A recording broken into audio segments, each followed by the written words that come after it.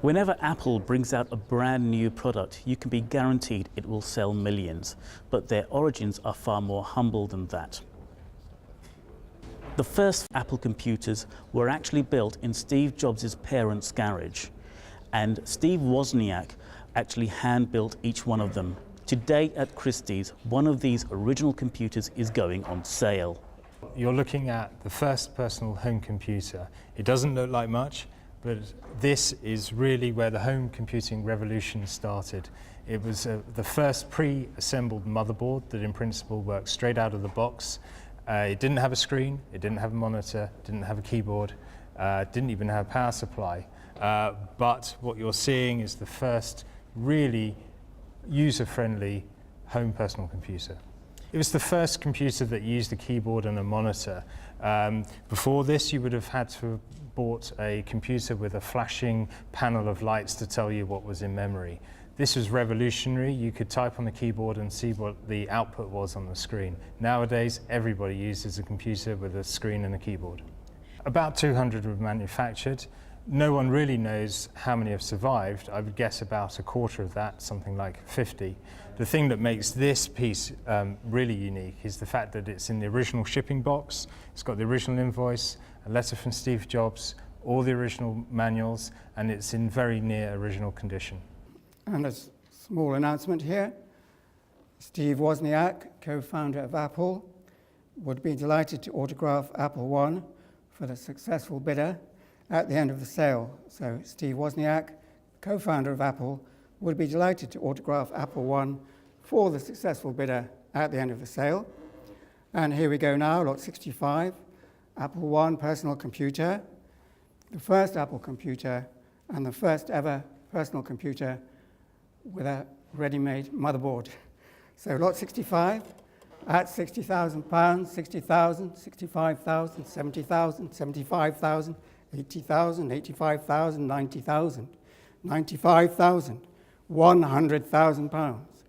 £100,000 I bid. 100,000. Anyone else now is with me at 100,000. 100,010 with Steph at £110,000. I'm out here. It's with you, Steph, at 110,000. Any other bidders now?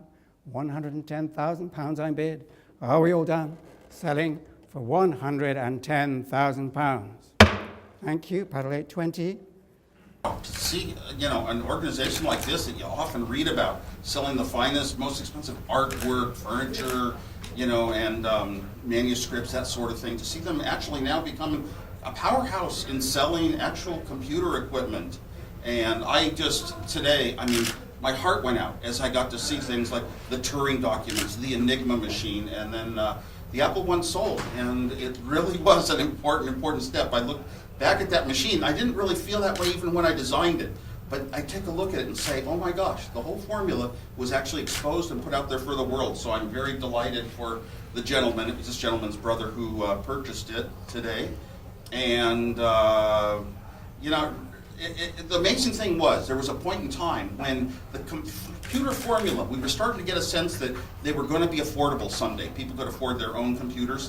And here I went down to just basically show off my design talents at a computer club and laid out a little board with a bunch of little chips that didn't add up to, more than about $50, $70 by somebody looking at it. And I'm able to type in programming languages and solve problems. And people were kind of amazed. They didn't realize the formula that could get the cost down to that level.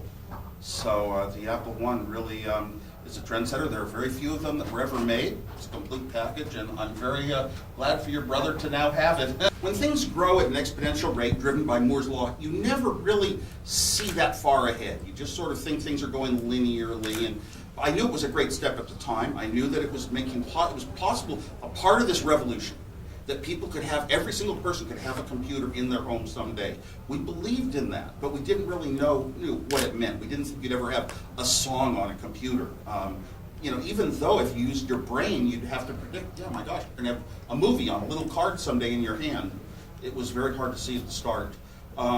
Remember, the Apple I gave it away for free. No copyrights, no nothing. Just gave it away to people so they could build their own. It was really just an attempt to help others move the world forward in all the social benefits of communication, of education, of a lot of productivity. And don't forget, software is more than just a computer that led to what we have today. A lot of people had different ideas on the software that weren't in the big companies like Apple. We built platforms. We built the base, but a lot of people wrote the programs that really made it useful. And one thing about a computer is there's not one thing it does, there's millions. Chris Sangani, Engineering and Technology magazine. What do you think is going to be the next big thing in terms of computer interfaces? Believe it or not, I actually have computer interfaces. I never like to be a futurist because I'm kind of engineer with my feet on the floor. And I think, what can you build with hardware? What do I know you can write with software? But I really think that voice recognition has taken some incredible steps to becoming a useful part of our mobile computer life. Speaking little commands into the phone without having to think, what are the steps I take to do it, is so much more pleasant to me.